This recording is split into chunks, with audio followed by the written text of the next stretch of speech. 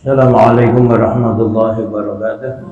Bismillah walhamdulillah salatu wassalamu ala sayyidina Muhammad ibn Abdullah wa ala alihi wa ashabihi wa man nasarahu wa wala la hawla wa la quwwata illa billah ma ba'du. Para alim, para kiai, para ustaz, Bapak Ibu Saudara, alhamdulillah ini kitab akan kita kaji, kitab Arba'ah Rasail. Saya ngaji kitab ini di bawah bimbingan guru saya almarhum Al-Maghfur Haji Abdullah Fakih. Ini ngaji setiap pagi ba'da subuh. Ini sama beliau ngaji setiap pagi dari mulai Senin. Jadi kalau di pesantren itu liburnya hari Selasa sama Jumat. Jadi mulai dari Sabtu, Minggu, Senin ngaji, Rabu, Kamis. Jadi 5 hari. Kalau kita sekolah liburnya Sabtu, Minggu. Di pesantren saya itu liburnya hari Selasa sama Jumat. Jadi dari Sabtu, Minggu, Senin ngaji, Rabu dan Kamis ngaji. Sabtu, Selasa dan Jumat libur. Ini kitabnya tipis. Ini aslinya ini tipis sekali dan terjemahnya. Kemudian ini saya terjemahkan. Karena kitab saya ini kitab ini baru. Kitab yang saya ngaji itu kertasnya nggak begini, kayak kertas koran. Itu sudah hampir dimakan rayap, makanya saya tulis ulang. Saya terjemahkan seperti ini, mudah-mudahan nanti kita kaji. Kitab ini penting. Kenapa saya pilih? Ini kaitannya dengan masalah ibadah sholat, di mana kita umat Islam itu sudah hampir kita tidak peduli dengan masalah sholat. Sampai-sampai ada keluarga suaminya sholat, istrinya enggak. Ada yang bininya rajin sholat, lakinya kagak. Ada yang suami istri sholat, anak-anaknya enggak. Suami istri, anaknya sholat, menantunya kagak. Anak istri, mantu, cucu, mantu sholat, tapi cucunya kagak. Ada yang suami istri, anak, mantu, cucu sholat, biasanya kagak. Ada yang mantu, cucu, anak, cucu sholat, biasa sholat, pembantunya di rumah kagak sholat. Ada ipar di rumah kagak sholat. Itu ada di rumah itu bagaimana tuh? Ini akan kita bahas. Ada nggak efek dampak buruk dari kehadiran orang-orang yang tidak sholat dalam rumah kita? Ini yang akan kita bahas pada pagi hari ini dan seterusnya. Mudah-mudahan dengan mengkaji kitab ini kita akan menjadi orang yang peduli terhadap sholat. Terlebih Bapak dan Saudara, ini sholat ini bagi penumbuhan karakter dan kejiwaan anak-anak muda kita ini luar biasa. Saya mengalami sendiri, pengalaman pribadi. Alhamdulillah tahadus bin nikmah dari mulai saya sekolah SMP Sanawiyah sampai dengan sekarang, sehingga saya tidak pernah ninggalin sholat. Meskipun saya camping, jadi ngikutin bocah-bocah zaman dulu, camping belum gandol truk. Bukannya nggak punya duit, cuma kalau nggak ngikut truk itu nggak keren. Padahal bahaya itu, jadi truk di luar kita itu bawa mana kayak gitu saja. Itu kalau nggak truk nggak keren. Sampai-sampai jadi pesantren itu waktu di Juten. Itu kalau nggak mau lagi sebenarnya nggak punya duit, itu kalau bawa naik truk.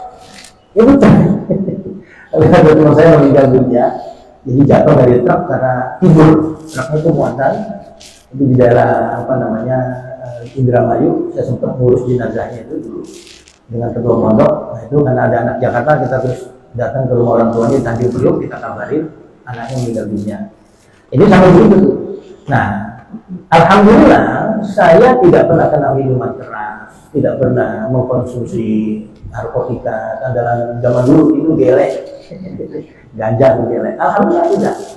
Kenapa? Ya karena itu sholat 5 waktu saya tidak tinggalkan, saya kerjakan. Kenapa rahasianya? Karena di dalam sholat itu ada doa yang kita baca 17 kali setiap sholat. 17 kali sehari semalam. Itu apa? Surat Al-Fatihah. Ihdinas siratal mustaqim. Itu kita minta kepada Allah supaya kita istiqomah dapat hidayah. Kita minta kepada Allah supaya kita tetap dapat hidayah dan kita istiqomah dapat hidayah itu. Ihdinas siratal mustaqim, ya Allah, tunjukkan saya jalan yang lurus. Berapa kali kita minta? 17 kali setiap hari. Apa iya orang yang setiap hari minta kepada Allah, ya Allah tunjukkan saya jalan lurus, itu terus Allah nggak kabul? Insya Allah akan kabul. Hidupnya lurus, ketemu teman yang mencong, ketemu teman yang baik. Ayo ikut jalan yang benar. Kita ketemu orang-orang baik, ngajak kita sholat, ngajak kita ngaji, ngajak dalam kebenaran. Itu rahasianya. Makanya salah satu yang penting dalam pendidikan anak itu adalah sholat. Sehingga saya dapat wasiat dari guru saya, Kiai Ubaidillah Faqih, ketika saya matur kepada beliau, saya punya aktivitas di sekolah, kata beliau, jangan jamaah bocah-bocah. Jadi anak-anak itu ajak berjamaah. Alhamdulillah di sekolah kita itu ada sholat berjamaah, sholat zuhur. Karena memang waktunya sampai zuhur itu hampir keluar, mereka selesai pulang. Jadi kita ajak sholat berjamaah. Yang mana ini mudah-mudahan dengan begitu anak-anak kita itu punya pengalaman spiritual, bisa sholat dengan baik. Itu keluar ya? Ini ke dalam. Oh, ke dalam. Belum cek. Ya, ini jadi anak-anak kita jadi rajin sholat. Ini Bapak dan Saudara yang kenapa ini saya pilih supaya nanti nih, sebab saya sedih ketika subuh itu jalan, ada anak-anak di pinggir jalan nongkrong, azan kumandang, dia masih main aja HP. Saya berpikir nih mak bapaknya kemana? Kok dibiarkan seperti itu? Ini yang sebab di sekolah saya itu suka dapat laporan, itu anak-anak yang nongkrong difoto, dilaporkan ke sekolah. Ini bocah yang pada nongkrong. Ada nggak anak sekolah bapak ini? Itu kalau ada, langsung orang tua kita panggil peringatan, SOP-nya itu peringatan, pokoknya ini KJT dicabut. Kalau nggak juga keluar dari sekolah. Begitu berpotensi nggak karu-karuan. Saya suka sedih tuh melihat, insya Allah anak-anak di jalan. Ini kita mau omelin, kita kagak kenal. Ini sedih saya suka ngeliat itu. Makanya mudah-mudahan dengan kita ngaji begini nih, orang tua jadi sedikit prihatin, peduli bahwa sholat itu sangat penting bagi pertumbuhan karakter anak-anak kita. Dia sendiri yang minta kepada Allah, ihdinas siratal mustaqim, bukan kita aja yang doain. Kita kan ngedoain tuh. Ya. Kita ngedoain, habis sembahyang kita doain anak-anak kita. Ya, baca Allah maj'al ahlana auladana dzurriyyatan talamidha min ahli ilmi wa min ahli khair. Wa la taj'al ayyuh min ahli syarri wa dhair innaka 'ala kulli syai'in qadir. Kita doa kepada Allah. Dia juga berdoa sendiri. Ihdinas siratal mustaqim. Berapa kali dia baca? 17 kali sehari semalam. Nah, itu insya Allah dia jadi orang yang selamat dunia akhirat. Jadi rajin sholat, di sekolah berprestasi, sama orang tua kagak ngelawan, sama guru nggak ngelawan, sama temennya nggak bully, baik. Kalau dia berbuat salah diingetin, cepet dia ingat, cepet kembali. Jangan sampai dia ngelawan sama orang yang kasih tahu. Ini yang penting sholat buat pertumbuhan karakter anak-anak kita. Oleh karena itu mari kita kaji. Ini mudah-mudahan kita bisa sama mengkajinya. Bapak dan Saudara, ini supaya kita jadi bisa paham isinya. Saya yakin tidak semua akan bisa memahami isinya kecuali melalui penjelasan. Tetapi ada metode dalam kitab Ta'limul Muta'allim. Kalau kita belajar itu ngaji supaya kita ingat dan kita hafal isinya. Nggak perlu dihafalin, tapi kita bisa hafal. Gimana caranya? Dalam kitab Ta'limul Muta'allim, Syekh Azhar Nuji itu menjelaskan pelajaran hari ini dibaca 7 kali. Kita ngaji ini berapa halaman? Baca 7 kali. Terus minggu besok di Darussalam kita dapat pelajaran baru. Pelajaran Darussalam kita baca 7 kali. Pelajaran di sini Nur Hidayah baca 6 kali. Tidak lagi ke Al-Akhyar. Di Musala Al-Akhyar pelajaran selesai ngaji baca 7 kali. Yang di Darussalam baca 6 kali, yang di sini Nur Hidayah 5 kali. Jadi nggak putus, kita baca terus. Tidak lagi kita misalnya Darul Falah. Ngaji Darul Falah kita baca 7 kali. Yang di Al-Akhyar 6 kali, yang Darussalam 5 kali, yang di sini 4 kali. Kita pindah kali Al-Huda. Al-Huda selesai ngaji kita baca 7 kali. Injil Akhyar 6 kali, Darussalam 5 kali, sini 4 kali. Tidak kali baru mutakin. Ngajian mutakin selesai ngaji kita baca 7 kali. Al-Huda 6 kali, Darul Falah 5 kali, Al-Akhyar 4 kali, yang di sini Darussalam 3 kali, sini 2 kali. Begitu seterusnya. Jadi terus kita baca tuh pelajaran. Lama-lama pasti ingat, pasti hafal karena kita baca. Nah ini metodenya. Kita nggak perlu ngapalin, baca aja berapa kali? 7 kali. Besoknya pelajaran besok 7 kali, yang sekarang, yang kemarin 6 kali. Terus begitu selanjutnya. Ya kalau sampai 7 kali, berarti pelajaran yang awal nggak perlu 2 kali baca lagi. Berarti pasti ingat tuh. 7 hari 7 kali pertemuan kita baca terus. Pasti ingat. Ini cara kita membaca pelajaran-pelajaran. Seperti saya dulu, itu waktu saya bisa baca kitab kuning itu dengan modal jurumiyah. Ketika saya ngaji di Buntet Pesantren tahun 85 sampai 88, 3 tahun saya di Buntet Cirebon. Itu cuma modal kitab Jurumiyah, karena gurunya galak. Sekarang masih ada di Amiruddin bin Ki Abdul Qadir, masih ada beliau. Alhamdulillah pernah saya ditengokin di beliau datang ke rumah saya. Itu beliau galak. Kita pelajaran itu harus hafal. Ya mau nggak mau kita ngapalin, caranya begitu tadi. Hari ini pelajaran kita baca 7 kali, yang kemarin 6 kali, dulunya 5 kali, 4 kali, 3 kali, dengan sendirinya itu pasti hafal. Apalagi saya baca syarahnya Safinatun Najah, Kasyifatus Syajah, itu kita baca, yang saya paham saya garis coret. Kitabnya masih ada tuh sekarang. Kitab yang saya baca, saya kaji tahun 85 masih ada. Nah, itu apa namanya, kenangan saya itu kitabnya saya kasih coret warna biru, ini saya bisa baca, ini yang nggak bisa baca. Dari itu alhamdulillah saking girangnya kita diajak ngaji kitab yang besar-besar, itu kita ngintil. Dulu saya punya teman senior Kiai Mukhroji namanya, Kamu Mukhroji, orang Kuningan. Soalnya ayo ikut ngaji, Kang Dinang, karena anak Kiai Nukman, moga. Kita tuh gede-gede sampai dunia ini. Sini ngaji apa? Kita tuh gede-gede temen. Nah, ngaji kita apa? Bawa kita gede-gede. Karena saking girangnya kita bisa. Jadi ngaji kita apa itu mestinya kalau di pesantren itu setelah ngaji Jurumiyah ada Amriti, ada Mutamimah, baru ngaji Alfiyah. Jadi karena saking girangnya tuh ngajinya saya nggak urutan. Kemudian alhamdulillah saya ketemu guru almarhum almarhum lagi Haji Ali Mahfud. Beliau juga pernah nengokin saya ke rumah itu. Saya belum menikah, beliau datang. Itu saking sayangnya kepada saya, beliau tuh mengarahkan. Setelah saya ngaji Jurumiyah, kamu ngaji Amriti, terus Mutamimah. Ayo nanti saya Mutamimah kita ngaji Alfiyah. Tapi karena saat itu saya ngaji Mutamimah belum sampai selesai, keburu lulus sekolah. Jadi alhamdulillah saya kemudian melanjuti di pesantren Langitan, tambah jauh lagi di Widang, Tuban, Jawa Timur. Nah, Bapak dan Saudara, ini kembali kitab ini saya ngaji kepada Habib Syekh Abdullah Fakih setiap hari, ya dari mulai Sabtu, Minggu, Senin, Rabu, Kamis. Setiap pagi itu pada subuh sampai jam 7. Biasanya anak-anak tuh kalau ngaji ya pada ngantuk. Ada santri-santri yang tidur, dibiarin aja sama teman-teman. Cuma udah bubar dia sendirian tidur dia. Ya sakingnya kalau ngaji ngantuk, kalau bapak-bapak ngaji ngantuk ya wajar. Saya dulu ngaji nggak ngantuk. Ya mudah-mudahan nggak ada yang ngantuk ya, karena saking pentingnya. Bapak dan Saudara, ini ditulis oleh Sayyid Ahmad Zaini Dahlan. Beliau ini seorang sayyid, turunan Nabi, cucu dari Rasulullah SAW. Ini dari jalur Al-Hasani, Sayyidina Hasan, dari Sayyid Hasani. Beliau lahir di Mekah 1816, kemudian beliau wafat di Madinah pada tahun 1886. Jadi usianya 70 tahun beliau. Cukup sepuh. Itu ada fotonya. Jadi kita memandang wajah ulama, insya Allah dapat berkah. Salah satu murid-murid beliau di Indonesia ini, yang Syekh Mahfud termasih Syekh Al-Minangkabawi, Syekh Khatib Minangkabawi orang Padang. Kemudian Syekh Nawawi Banten, engkongnya, datuknya Kiai Ma'ruf Amin, wakil presiden. Kemudian Kiai Khalil Bangkalan, gurunya Hadratus Syekh Hasyim Asy'ari pendiri Nahdlatul Ulama.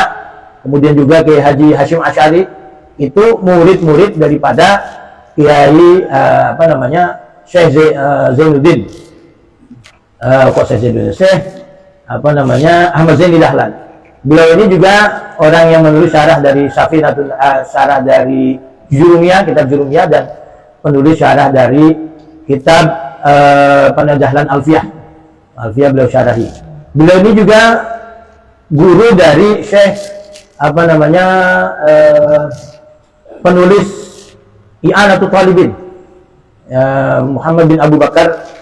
Ini yang makamnya ada di Indonesia, itu di daerah Kendal Kaliwungu. Jadi ulama Arab yang wafat makam di Kendal di Kaliwungu, itu penulis syarah I'anatul Talibin, hasil daripada kitab Fathul Mu'in. Ini murid daripada beliau ini. Oleh karenanya mari kita baca surat Al-Fatihah hadiah buat beliau.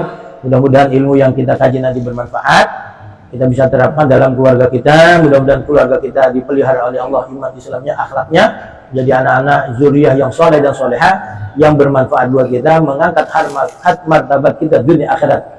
Allah hadir Nabi Muhammad sallallahu alaihi wasallam, hadir ikhwani min abil mursalin ashabi azwaji wa dzurriyyati wa tabi'in malaikatul muqarrabin. والأولياء شهادة العلماء صلى الله عليه وسلم. الفاتحة. أعوذ بالله من الشيطان الرجيم. بسم الله الرحمن الرحيم.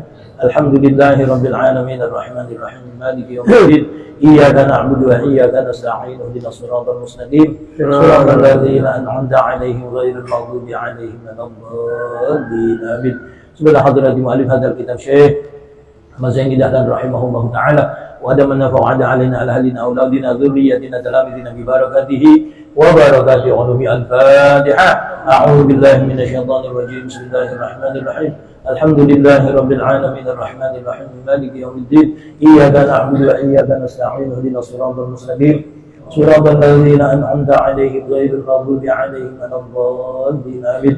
Alban sebelah hadirat di masyayikh ma'budan saniki musabit ya Allah apa syamsuddin kami panjen sebelah hadirat masyayikh ma'budan dan masyayikh al-khasim bin hadi Abdullah Faqih sebelah hadirat masyayikh li gandara guru mali guru sayyid bin kami kami Abdul Razak Haji Muhammad Adam Gahi Abdul Hamid Abdul Hamdan Habib Ali Abdul Rahman Muhammad bin Abdul Habib Abdul Musajjab rahimahumullah ta'ala wa adaman nafa'ada alaina ala ahlina ala auladina dhurriyyatina talamidina bi barakatihim wa barakati ulumihim. Al-Fatiha. A'udzu billahi minasy syaithanir rajim. Bismillahirrahmanir rahim. Alhamdulillahi rabbil alamin arrahmanir rahim maliki yaumiddin iyyaka na'budu wa iyyaka nasta'in ihdinas siratal mustaqim صراط الذين أنعمت عليهم غير المغضوب عليهم ولا الضالين آمين. بسم الله الرحمن الرحيم. الرسالة الأولى في الزجر عن ترك الصلاة. بسم الله الرحمن الرحيم. الحمد لله رب العالمين والصلاة والسلام على أشرف المرسلين سيدنا محمد وعلى آله وصحبه أجمعين. أما بعد أجمعين اعلموا معاشر إخواني فقهنا الله وإياكم في الدين وألهمنا رشدنا وأعاذنا من شرور أنفسنا أن صلاة عماد الدين فمن أقامها فقد أقام الدين ومن أضاعها فقد هدم الدين وأن من أعظم المصائب وأقبال القبائل والمعايب التهون بصلاة وتجيء الجمعة والجماعات التي رفع الله بها الدرجات وكفر بها السيئات وتعبد بها أهل الأرض والسماوات.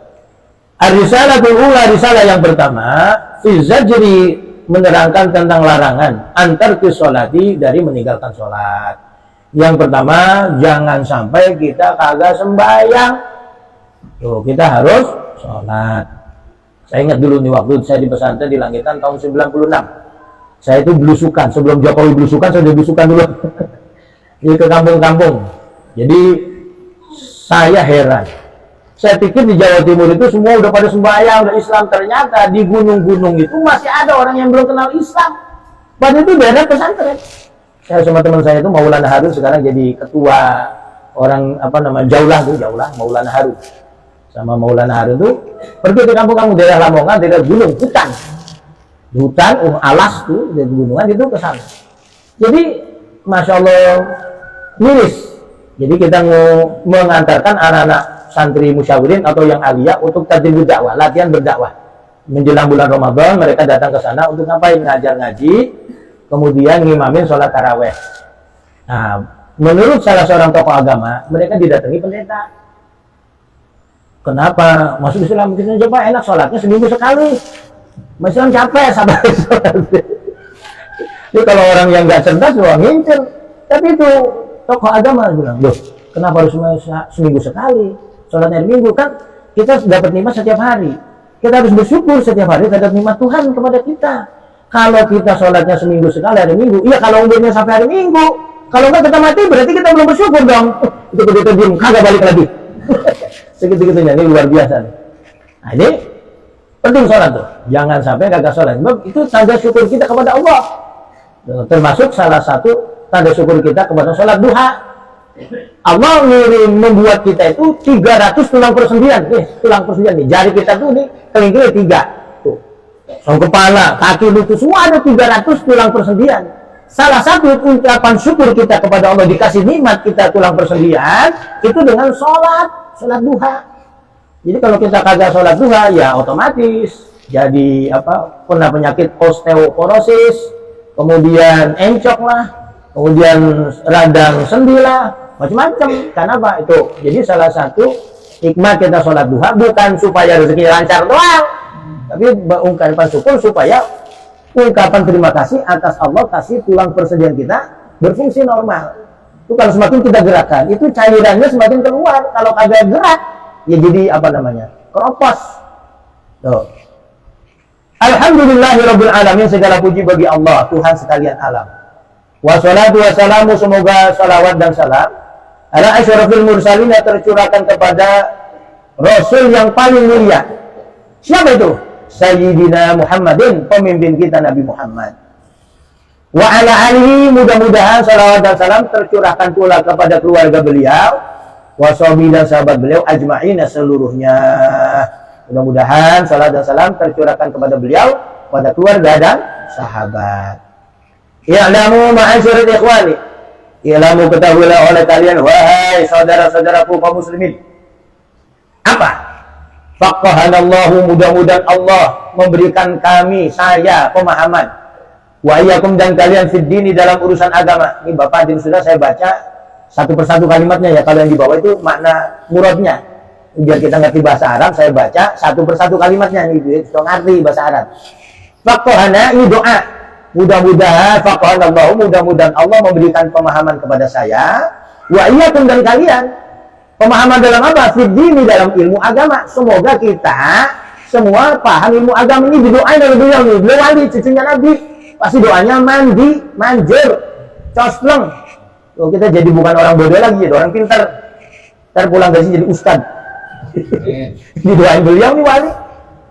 Wa alhamana rusdana, dan mudah-mudahan Allah berikan pemahaman, ilham kepada kita, rusdana, petunjuk. Kita dikasih ilham, ya, ide-ide kreatif, hal-hal yang memberikan petunjuk kepada kita. Wa a'adzana, dan mudah-mudahan Allah melindungi kita min syururi anfusina, dari kejahatan nafsu kita, diri kita. Jangan sampai kita jadi orang yang keblangsak, sembahyang kagak, ngaji kagak, kerjaannya nongkrong ngopi mancing. Jangan sampai tuh. Ya, hidupnya cuma begitu doang. Orang kalau mancing kagak bakalan maju. Nah, itu. Nah, apa yang perlu kita ketahui? Anna sholata imaduddin. Anna sholata, sesungguhnya salat, imaduddin, tiangnya agama. Jadi bangunan itu ada tiang penyanggahnya. Kalau kita geser, kita robek tiang penyanggah, ambruk. Jadi bangunan dalam diri kita, bangunan Islam dalam diri kita itu apa? Ya sholat. Kalau kita nggak sholat, berarti rapuh agama kita, gampang diajak maksiat. Tuh, diajak nyolong, ayo. Diajak apa main perempuan, ayo. Nggak ada tuh, nggak mau, nggak ada. Kenapa? Rapuh bangunannya. Nah, faman aqomaha, itu rontok tuh, panjang gitu. Jadi ambruk. Faman aqomaha, faman, maka barang siapa aqomaha, yang menegakkan sholat, mendirikan sholat, barang siapa yang ngerjain sholat, faqad aqomad dini, maka sungguh dia telah mendirikan agama. Kalau dia sholat berarti agamanya tegak. Diajak nipu, diajak nyolong, oh enggak. Diajak zina, enggak mau. Diajak mengonsumsi narkoba, enggak. Diajak tawuran, apalagi kagak bakalan, bikin sengsara, enggak mau. Waman ado'aha, waman, dan barang siapa ado'aha, yang menyia-nyiakan sholat, faqad hadamad dini, faqad hadamad dina, maka sungguh dia telah merubuhkan agama. Barang siapa yang enggak sholat, agamanya dia robohkan. Artinya diajak maksiat gampang.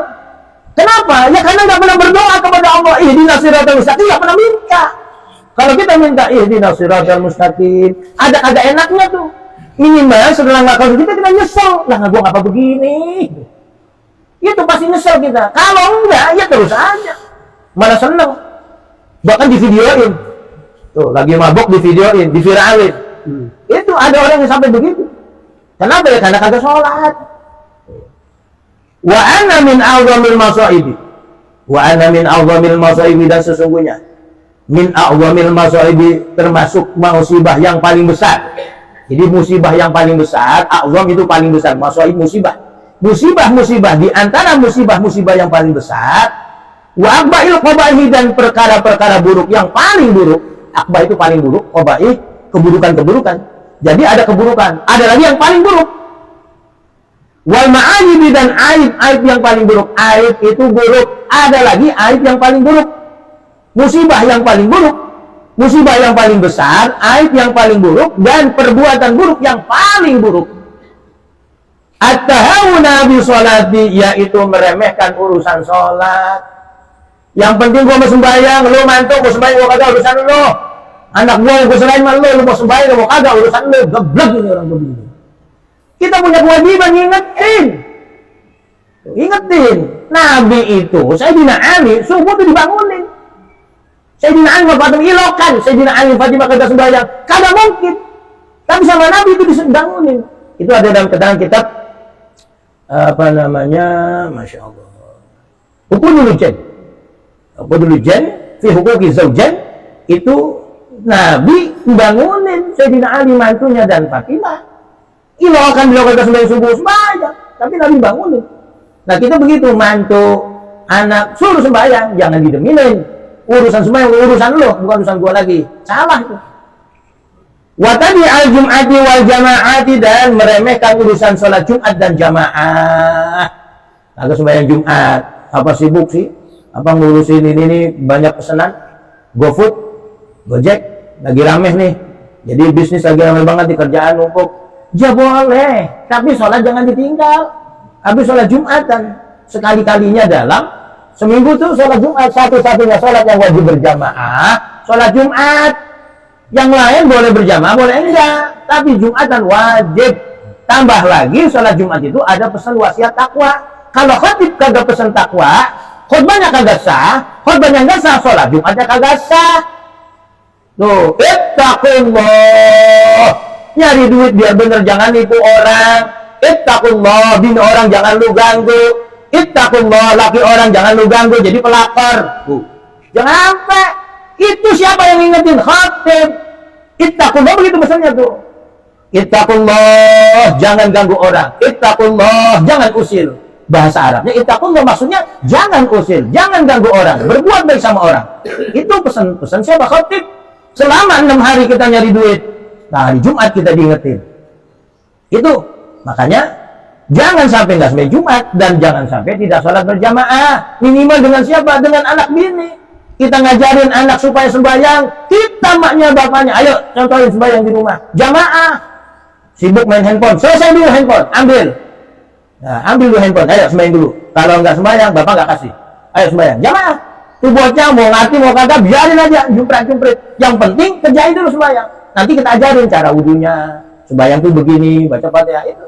Yang penting sudah ada pembiasaan dulu, dari rumah dibiasain, jangan sampai kagak. Tuh. Allati rafa'allahu bihad darajati allatiyan.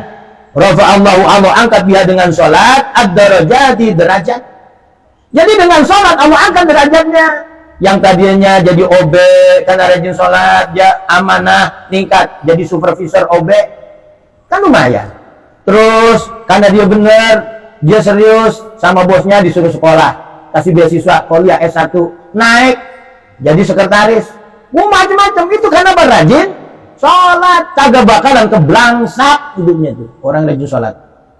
Wa kaffara biha sayyiati, wa kaffara, dan Allah apa namanya hancurkan, kafarat, hancurkan atau membinasakan dia dengan sholat as-sayyiati, dosa-dosa kejahatan. Jadi dengan sholat itu dosa kita rontok.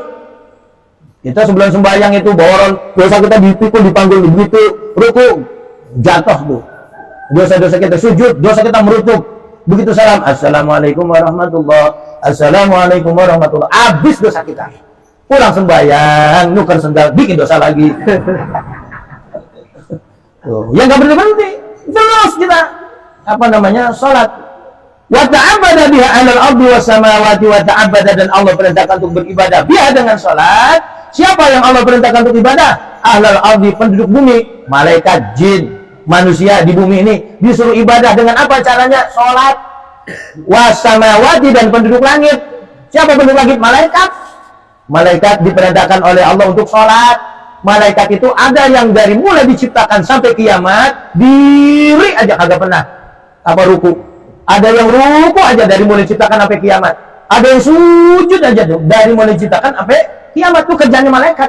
Kalau kita kelamaan aja sujud, kita kapok. Wah kapok sembahyang dulu ditanya apa? Imamnya kagak punya pikiran. Lah sujud lama banget sampai puyeng. Nah, itu malaikat dari mulai diciptakan sampai dengan kiamat itu enggak berhenti. Ini malaikat sekali-kalinya yang lagi sujud tuh bangun.